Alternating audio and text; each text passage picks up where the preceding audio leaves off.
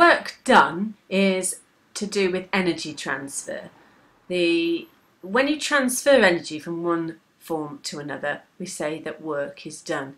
Now I've put here some ideas of where you might have come across joules before in your everyday life, and here on this food label, so we've got it in calories, what the energy amount that you'll get from the food, and we've got it in kilojoules, so that's every 1,000 joules per kilojoule.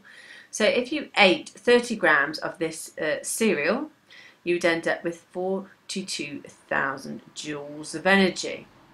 So that gives you the amount of energy you can use to transfer into kinetic energy or anything like that. So this is the chemical energy that you're getting from your food, and you can transfer it into anything else. Now if you want to look at work done or any of the things that we've talked about in physics, there is a series of programs called Eureka on YouTube. If you put Eureka physics programs, there's loads of them. There's some good explanations.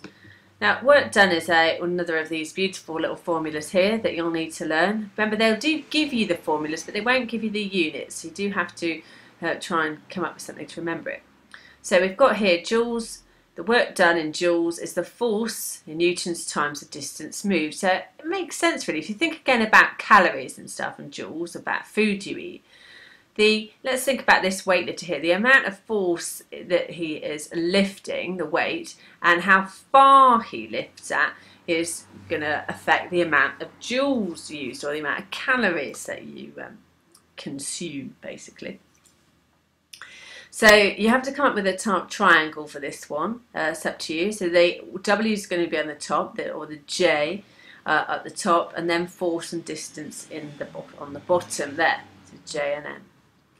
So here's a simple one, a 2 Newton iron here, and we're going to move it at 1.5 meters along the board. So here you shove them in, 2 times 1.5, and that's going to give you an answer of 3. So to do some ironing there, 3 joules. Okay, so 3 joules. So to just move that ironing along there, that's 3 joules of energy that you've used, the work you've done. So if you think back to the calories here, now just eating a bit of bowl of this cereal, that's how many joules of energy you're getting from that cereal. So you can use 3 of them by moving that iron across there. All right, so you're going to have to do it quite a few times to get rid of that little bit bowl of cereal.